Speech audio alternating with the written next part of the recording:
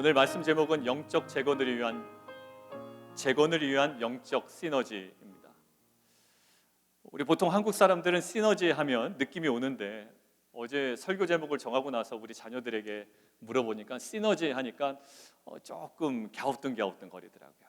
그러니까 저희가 생각하는 시너지와 이 영어권에서 느끼는 이 시너지의 단어의 느낌이 좀 다른 모양입니다. 그래서 영어 제목에는 그 코어퍼레이션으로 해놨습니다. 여러분들 40대 이상이 되면 제가 본 뉴스에 의하면 30 중반이 넘어가면 점차 근손실이 일어난다고 합니다. 그래서 많은 전문가들이 특별히 남성들에게 그 단백질 섭취의 그 중요성을 굉장히 많이 강조하더라고요. 그런데 그것들을 강조하는 그 전문가들의 이야기를 가만히 들어보면 더 좋은 효과를 내기 위해서 단백질 섭취뿐만 아니라 반드시 병행해야 되는 것이 있는데 운동을 함께 해야 된다고 합니다.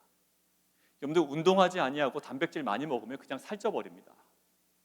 단백질 파우더 혹시 드시는 분들 계시죠? 꼭 운동하고 섭취하도록 권장하고 있습니다. 맞습니다. 그리고 단백질 섭취는요, 그 섭취한다고 해서 체내에 그냥 합성되는 게 아니에요. 그 체내에 제대로 합성되기 위해서는 그것들을 돕는 필수 아미노산이 들어있는 식품들을 같이 먹어야 됩니다. 그렇지 않으면 단백질은 우리가 섭취했지만 몸속에 제대로 합성이 되지 않아서 근육 생성에는 별다른 도움이 되지 않을 수 있다는 거예요. 결국 뭐냐면 단백질 섭취라는 한 가지 요인뿐만 아니라 이러한 다양한 요소들이 협력작용할 때 근육이 효과적으로 생성되고 보존될 수 있다는 거죠. 성도님들의 그 사업 현장에서도 마찬가지일 겁니다. 사업 현장에서 해당 분야의 전문성이 있어야 됩니다. 맛이 있어야 되고요. 식당 같은 경우에는 어떤 전문 직종에 계신 분들이라면 기술이라든지 어떤 특별함이 있어야 됩니다. 그리고 서비스의 질도 있어야 되죠. 그런데 그 중요한 부분이 있다 손 치더라도 그 위치의 접근도가 너무 현저하게 떨어지거나 아니면 너무 지저분하거나 아니면 불친절하거나 아니면 요금이나 가격이 과도하게 책정되어 있다면 그 갖고 있는 그 전문성의 최상의 효과를 누리기에는 너무나 힘들 겁니다. 그러니까 가장 중요한 것을 갖고 있어도 다른 요소들이 복합적으로 협력하여 작용하지 않으면 최상의 효과를 내기가 힘들다라는 거예요.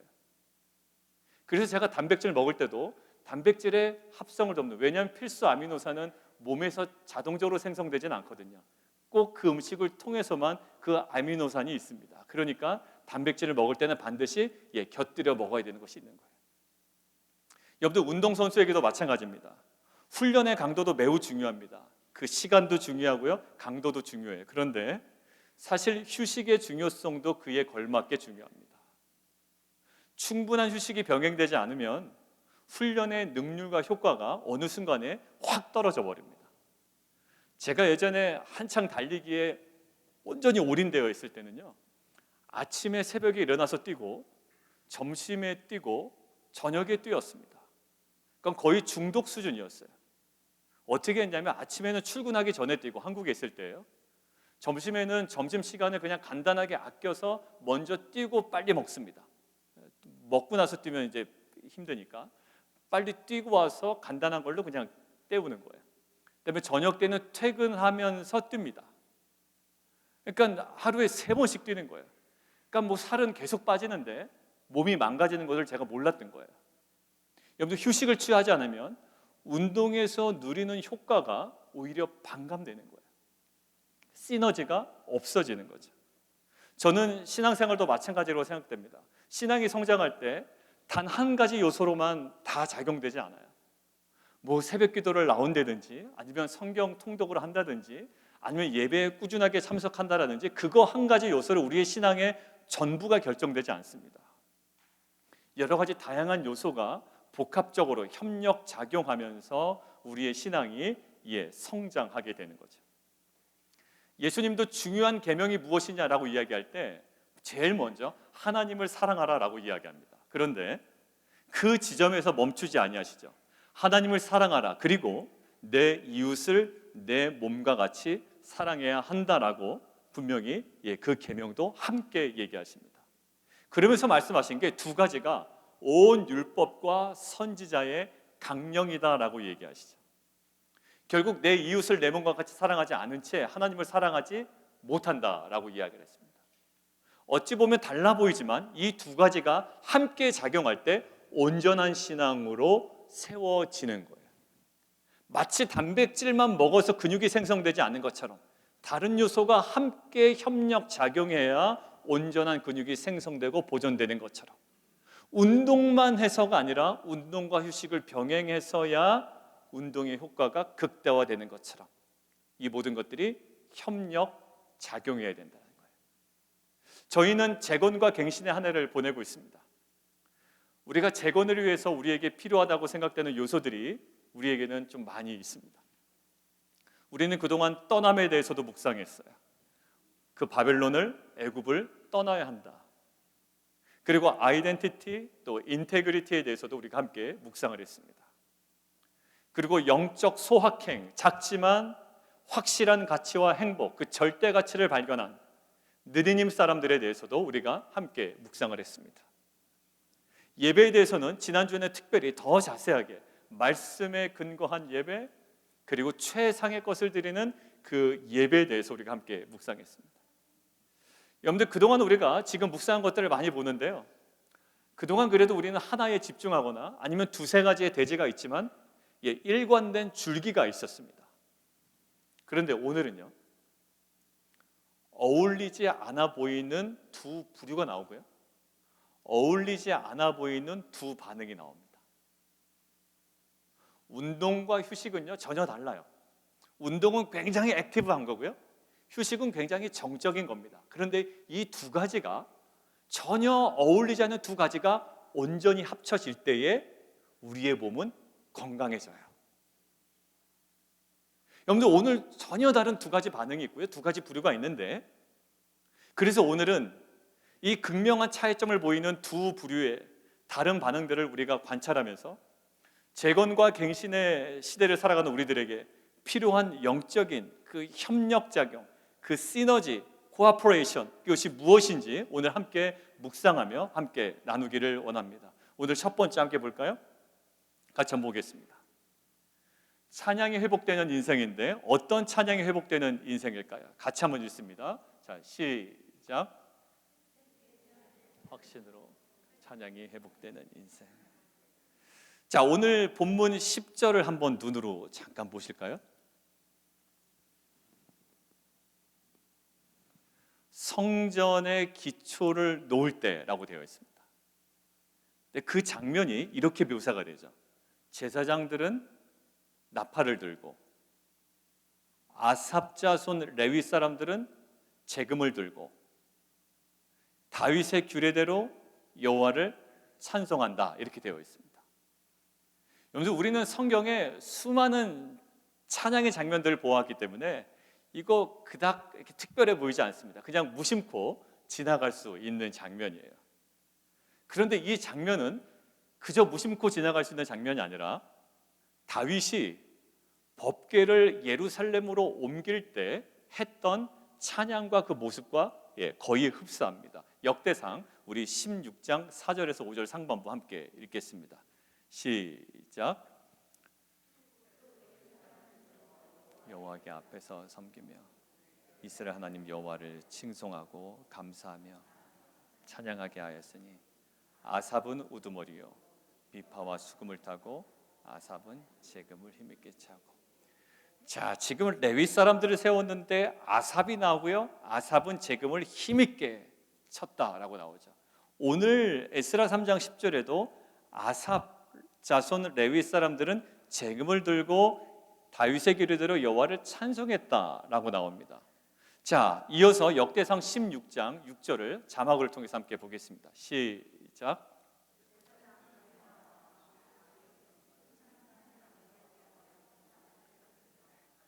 제사장이 뭐 하고 있냐면 나팔을 붑니다. 근데 오늘 에스라 3장 10절에 예복을 입고 제사장들이 나팔을 들고 하나님을 찬양합니다.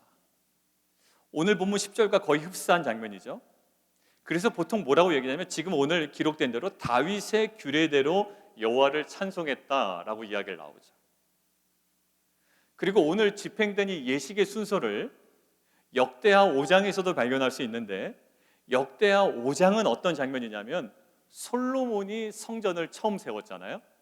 근데 그 세운 성전에 법궤를 성전에 드리던 때 예식과 동일합니다. 우리 함께 자막을 통해서 보겠습니다. 역대하 5장 12절에서 13절 우리 천천히 함께 읽겠습니다. 시작. 노래하는 레위 사람 아삽과 헤만과 여두둔과 그의 아들들과 형제들이 다 세마포를 입고 제단 동쪽에 서서 세금과 비파와 수금을 잡고 또 나팔 부는 제사장 120명이 함께 서 있다가 나팔 부는 자와 노래하는 자들이 일제히 소리를 내어 여호와를 찬송하며 감사하는데 나팔 불고 재금 치고 모든 악기를 울리며 소리를 높여 여호와를 찬송하여 이르되 선하시도다 그의 자비하심이 영원히 있도다 하매 그때에 여호와의 전에 구름이 가득한지라. 저기 자비하심이라고 나와 있잖아요. 저 자비하심이 히브리어로 뭐냐면 바로 우리가 룻기에서 계속 봐왔던 헤세드입니다. 언약적 사랑. 그 헤세드가 영원히 있도다라고 찬양하죠. 오늘 에스라 3장 11절 눈으로 한번 보시겠어요? 오늘 성경책을 통해서 3장 11절의 찬양의 내용에 보면 주는 지극히 선하심으로 그의 인자하심이 이스라엘에게 영원하시도다. 이게 시편 136편에 있는 구절인데요. 너무나도 동일한 구절이 여기서도 찬양이 되어지고 역대하 5장에서도 찬양이 되어졌죠. 지금 여기 나오는 그의 인자하심이라고 할 때 에스라 3장 11절 그 인자하심도 바로 헤세드입니다. 결국 언약적 사랑, 그 하나님의 그 헤세드가 강조되어 있는 거예요. 결국 오늘 에스라 3장의 지금 찬양은 그냥 이 사람들이 기분 좋아서 하나님께 올려드리는 찬양, 일반적인 찬양이 아니라 무엇에 대한 확신으로 부르는 찬양일까요?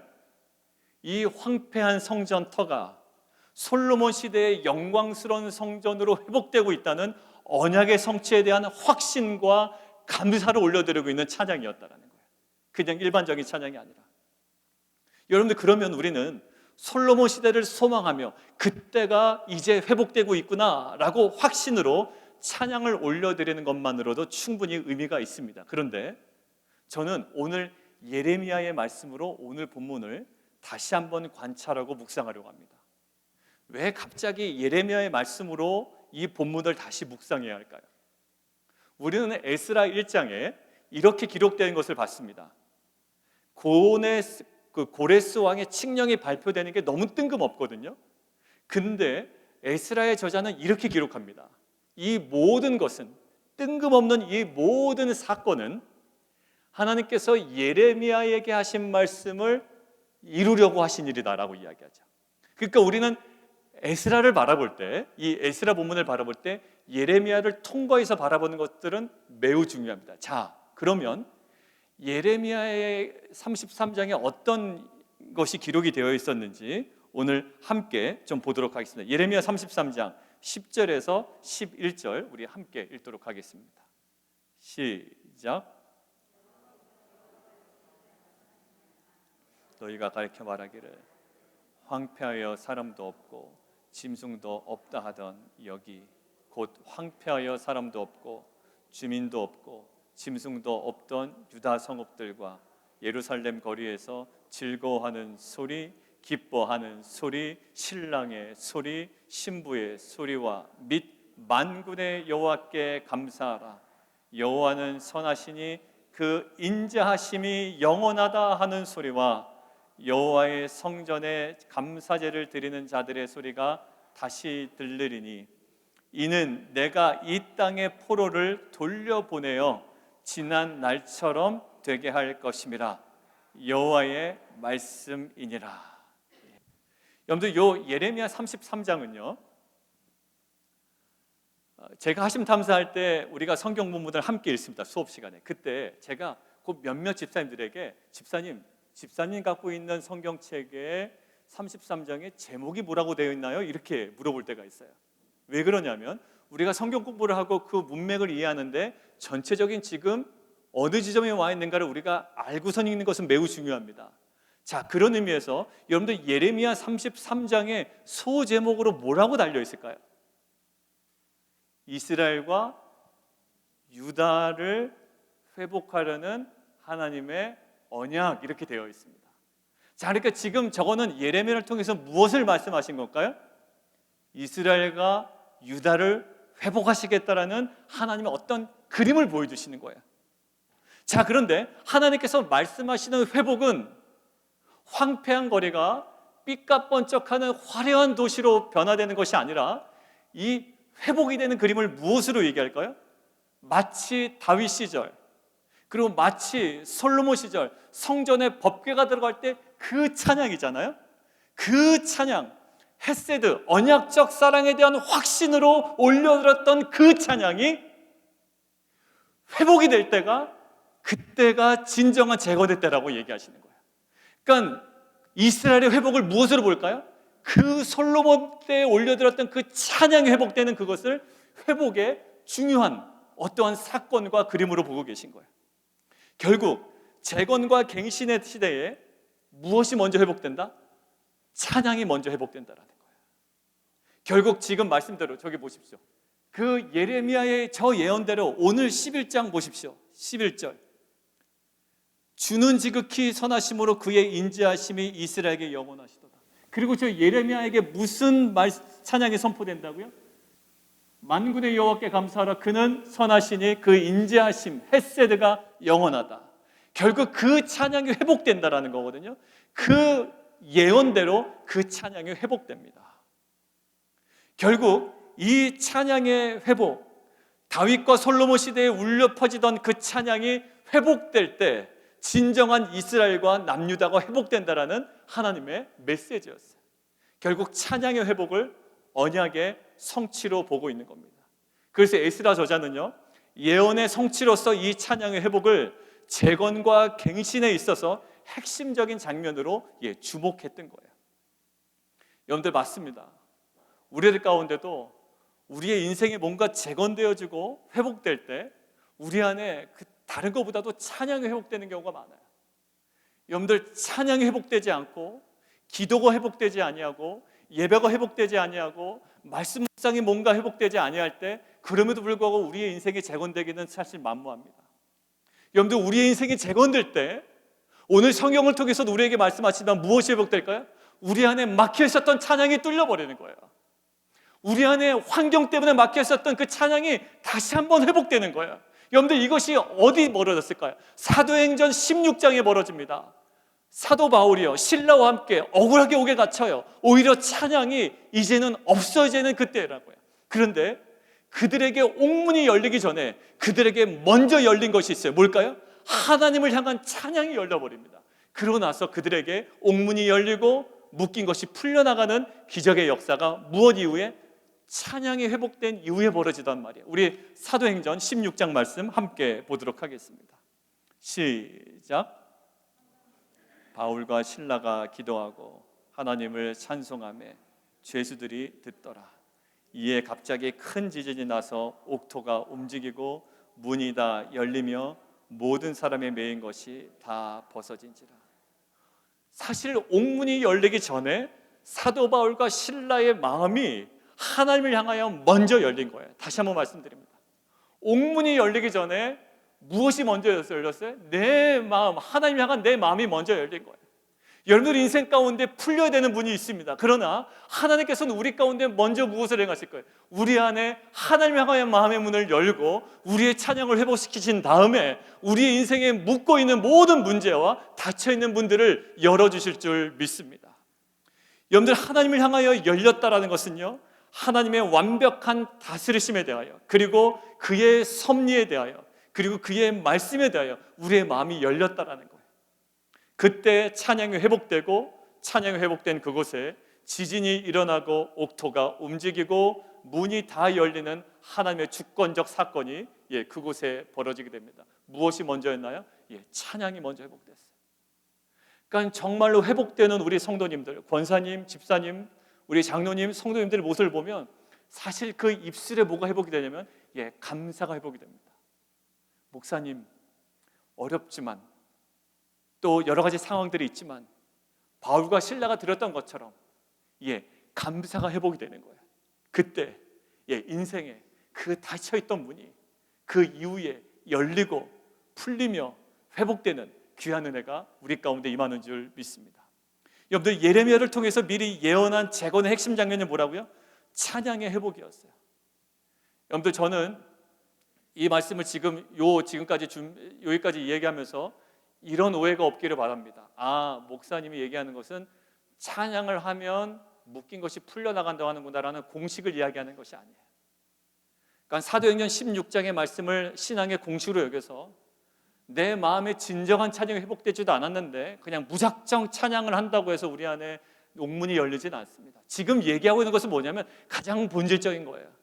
하나님께서 무엇을 회복시키신다고? 예레미야를 통하여 진정한 찬양을 회복시키신다는 거예요. 솔로몬 때 있었던 그 찬양, 헤세드, 언약적 사랑에 대한 확신으로 그들이 어떤 상황권에서 올려들었던 그 찬양이 회복된 이후에서야 진정한 재건이 이루어진다는 거예요. 여러분들, 예레미야를 통해서 미리 예언한 그 재건의 핵심이 찬양의 회복자였던 것처럼 우리 사랑하는 성도 여러분, 우리의 모든 삶 속에서 다윗과 솔로몬이 하나님의 그 인자하심, 헤세에 대한 확신으로 드렸던 그 진정한 찬양이 우리 가운데 회복되는 은혜가 있기를 원합니다. 여러분들, 이러면 그러면 우리 안에 하나님께서 찬양을 회복시키시는 것으로만으로도 충분한 것으로 여겨집니다. 충분할 거예요. 마치 소고기 먹고 돼지고기 먹고 단백질 파우더 먹으면 안 먹는 것보단 낫는 것, 그 정도 선에서 우리가 생각할 수 있습니다. 찬양이 회복되면 그거 나름대로 의미가 있습니다. 그런데 오늘 두 번째 대지는 찬양과 전혀 다른 이미지예요. 우리 함께 읽도록 하겠습니다. 애통을 견지하는 인생인데 어떠한 애통함일까요? 자, 함께 읽습니다. 시작. 하나님 나라에 대한 애통함을 견지하는 인생. 오늘 본문을 보면 찬양으로 마무리되지 않습니다. 오늘 찬양을 하잖아요. 그런데 전혀 다른 장면이 오늘 본문에 등장합니다.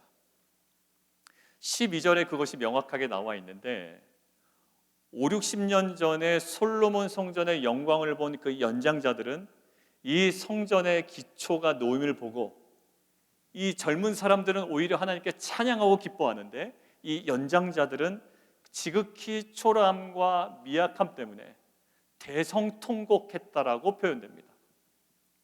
그래서 13절에 이것들을 부연 설명하는데 이렇게 되어 있어요. 즐거이 찬양하는 소리와 통곡하는 소리가 구분하기 어려웠다라고 이야기합니다. 이 장면을 묵상하는데 제 안에 이런 마음이 들었습니다. 인자심에 대한 확신, 헤세에 대한 확신, 그리고 언약 성취에 대한 측면에서 찬양이 회복되는 것 의미가 있습니다. 단백질 먹는 것 의미가 있단 말이에요. 운동하는 것 의미가 있습니다. 그거 나름대로 중요한 가치가 있어요. 그런데 솔로몬 성전의 영광을 본 자들의 그 통곡 이것도 단순한 푸념이 아니라 재건을 위해서는 매우 의미 있는 것이다라는 묵상이었어요. 목사님 그거 너무 그냥 주관적인 묵상이 아닌가요? 저도 그렇게 될까 봐 책들을 보는데 학개서 2장의 본문이 지금 제시가 됐습니다. 이러한 관점이 누구에게도 있다? 학개에게도 있다라는 거예요. 여러분들, 오늘 기초공사가 이제 마무리되잖아요, 본문에서. 근데 마무리된 이후에 여러 가지 사정이 좀 있습니다만 몇 년 동안 공사가 중단될까요? 기초공사 마무리된 다음에 16년 동안 공사가 중단이 됩니다. 정말 어처구니가 없죠. 기초공사 끝난 다음에 그냥 공사가 진행돼야 되는데 무려 16년 동안 공사가 중단되는 거예요. 이때 16년째 되던 해에 하나님께서 선지자 한 명을 보내십니다. 아니요, 두 명을 보내시죠. 그게 바로 학개와 스가랴입니다. 그 중에 이 학개가 오늘 저희가 함께 묵상할 거예요. 그 학개에게 하나님께서 뭐라고 얘기하시는지, 학개가 뭐라고 전달하는지 오늘 함께 좀 보도록 하겠습니다. 16년 중단되어 있습니다. 자, 그 상황이에요. 같이 한번 읽습니다. 시작.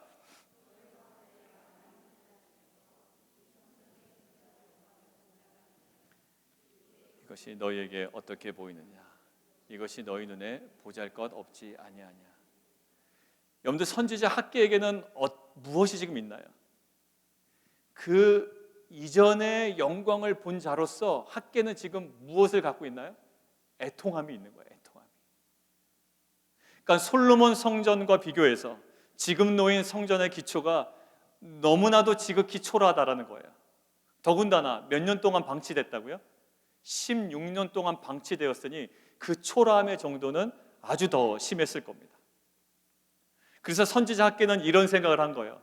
솔로몬 성전의 영광을 본 자라면 자신과 같은 애통함이 있을 것이라고 생각을 한 겁니다. 여러분들 큰 집에 사신 분들은 알 거예요.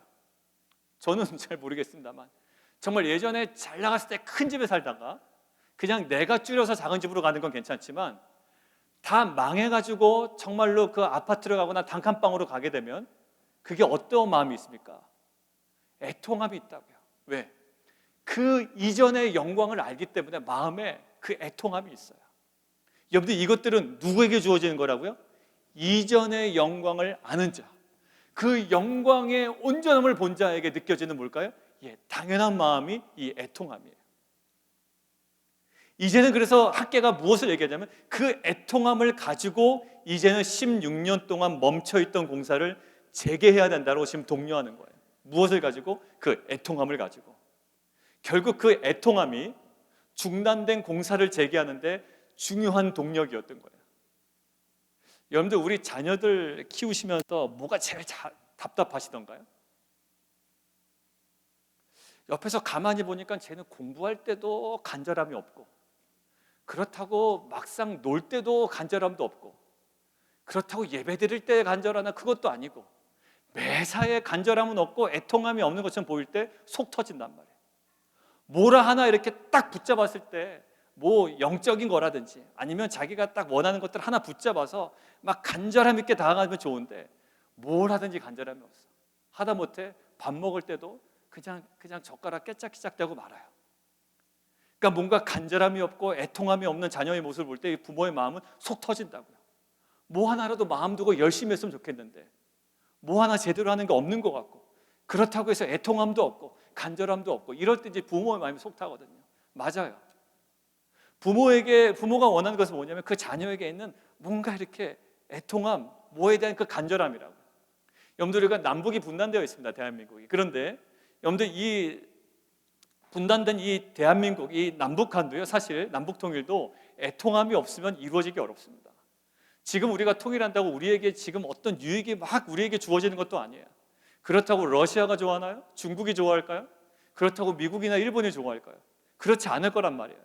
그러니까 이 남북한의 이 백성들이 정말로 애통함이 있어야 정말 이루어질까 말까 한 게 이 남북 통일이에요. 여러분들 이 지금 학계는 무엇을 얘기할까요?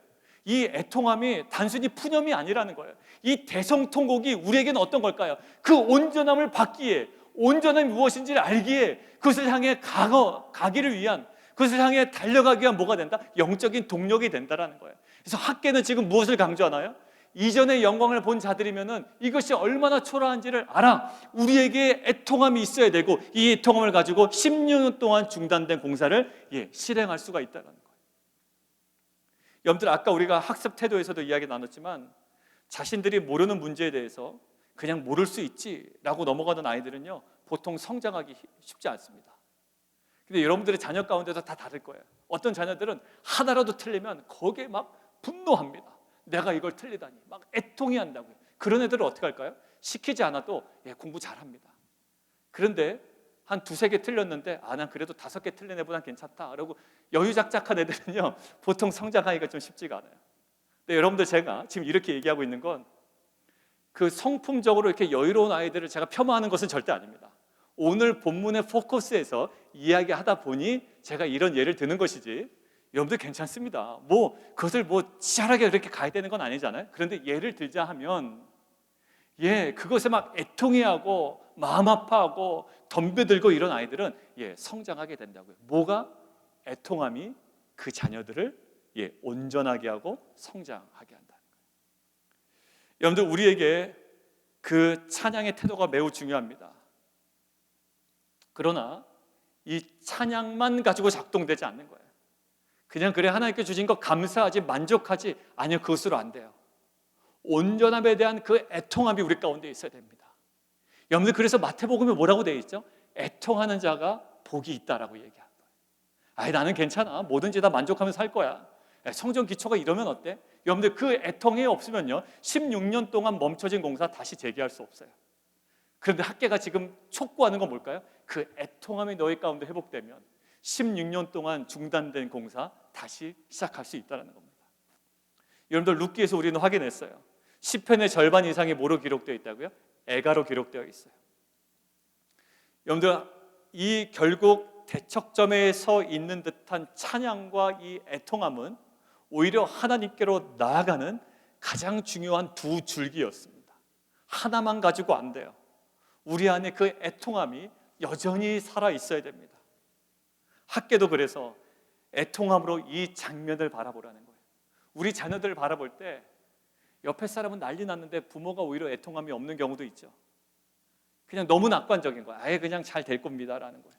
근데 부모들은 그 아이들의 물론 지금 잘 되고 있는 부분들을 보지만 여전히 부족한 부분을 두고 애통함으로 기도하는 것이 부모의 마음이에요. 더 온전해지도록, 더 새로워지도록, 더 주님께 가까워지도록. 물론 지금은 아무리 공부를 잘해도 영적으로 미진한 부분이 있다면 그것에 대한 애통함을 가지고 우리 부모들은 기도하게 마련이라고요. 그거 그냥 내버려둘 부모가 없습니다. 여러분들 학계는 지금 무엇을 얘기하고 있을까요? 찬양도 중요해요. 그런데 우리에게 동시에 협력하여 작동되어야 되는 것이 있어요. 뭘까요? 그 애통함이었어요. 그래서 그 애통함으로 이 성전 기초를 바라보라는 거예요. 사실 그 애통함에는 무엇이 담겨 있을까요? 하나님의 시선이 담겨져 있고 하나님의 마음이 담겨져 있습니다. 여러분들 그저 애통으로 바라보면 그냥 끝나는 것인가? 아니요. 그 애통함으로 바라볼 때 하나님께서 주시는 은혜가 학개서 2장 8절과 9절에 있습니다. 함께 좀 보도록 하겠습니다. 함께 읽죠. 시작. 만군의 여호와의 말이니라. 이 성전의 나중 영광이 이전 영광보다 크리라. 만군의 여호와의 말이니라. 내가 이곳에 평강을 주리라. 만군의 여호와의 말이니라. 여러분들 이것은 나중 영광이 이전 영광보다 크리라. 은도 내 것이요 금도 내 것이다라는 이 말은 가시적인 성전 건물을 향한 선언이기도 합니다. 예, 맞아요. 그런데 이것은 궁극적으로 진정한 성전 대신 예수 그리스도의 초림과 그리고 예수 그리스도의 마지막 재림 때 성취될 그 궁극적인 영광, 영원한 영광, 하나님의 임재의 영광을 선언하시며 우리로 하여금 소망하게 하시는 거예요. 지금 현실의 문제로 애통한단 말이야.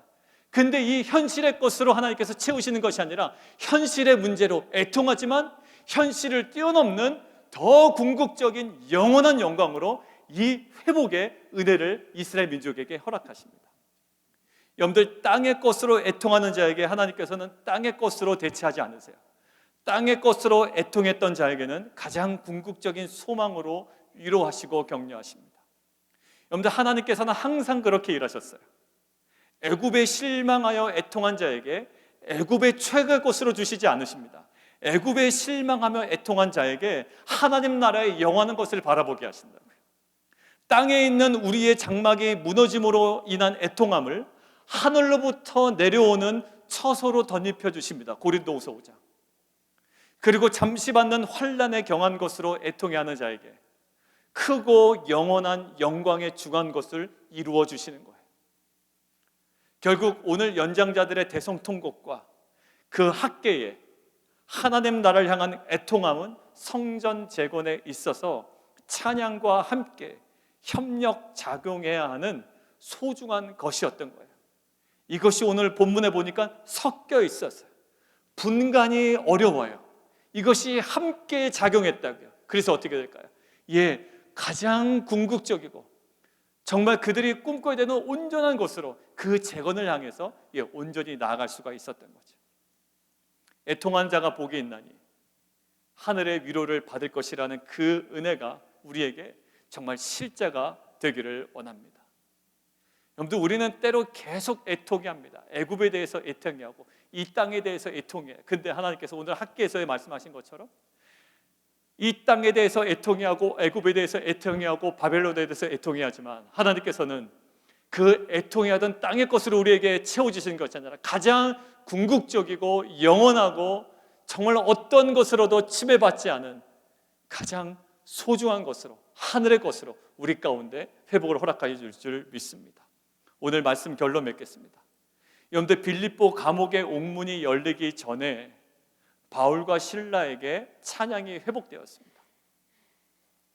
우리도 우리의 모든 재건을 위해 먼저 찬양이 회복되어야 합니다. 이것은 마음에도 없는데 그냥 억지로 찬양하라는 여러분들에게 요구하는 매뉴얼이 아닙니다. 하나님께서 우리에게 먼저 찬양을 회복시키실 겁니다. 그 찬양은 헤세드, 언약에 대한 확신으로 회복되는 찬양이에요. 환경이 어려워도 회복될 수 있는 찬양이라고요. 옥에 갇혀도 회복될 수 있는 찬양이에요. 왜 그럴까요? 헤세드, 언약적 사랑과 그 언약에 대한 확신으로 회복되는 찬양이기 때문에 그래요. 여러분들, 지난주에 우리가 염려하지 말라라는 말씀을 우리가 묵상했죠. 염려하지 않을 수 있는 이유는 분명히 있습니다. 뭘까요? 하나님의 광범위하지만 완벽한 통치하심과 다스림에 대한 확신 때문에 염려하지 않을 수 있는 거예요. 불안합니다. 너무나도 애매합니다. 여전히 우리의 상황은 녹록치가 않아요. 그럼에도 불구하고 까마귀와 들풀과 백합화를 통하여 보여주신 것이 있다고요. 너무나도 광범위하지만 너무나도 완벽한 하나님의 통치하심에 대한 확신으로 우리가 어떻게 할 수 있다? 염려하지 않을 수 있다는 거예요. 이건 단순한 낙관주의가 아니에요. 분명한 것에 대한 확신으로 인한 우리의 염려하지 않음이었어요. 오늘도 마찬가지입니다. 헤세드, 언약에 대한 확신으로 회복되는 이 찬양을 찬양하기 어려운 상황 가운데서 하나님 우리 가운데 회복하실 것이고, 이 회복을 통하여 우리에게 진정한 재건을 허락하실 줄 믿습니다. 그러나 우리는 연장자들의 대성통곡과 학계의 애통함을 함께 묵상했습니다. 찬양이 회복되었음에도 우리에게 여전히 애통함은 여전히 작동되어야 됩니다. 온전함에 대한 애통함, 이미 시작되었지만 아직 이루어지지 않은 하나님 나라에 대한 애통함, 이 애통함이 무너지면, 애통함이 사라지면 재건 중단됩니다. 저와 여러분의 그 재건과 갱신의 때에 언약에 대한 확신으로 찬양이 회복되며, 동시에 이미 시작되었지만 아직 성취되지 않은 하나님의 나라에 대한 애통함이 견지됨을 통해 크고 궁극적이고 영원한 영광의 중한 것을 재건해 가시는 하나님의 역사를 누리는 빛과 소금 공동체가 되기를 주님의 이름으로 축원드립니다.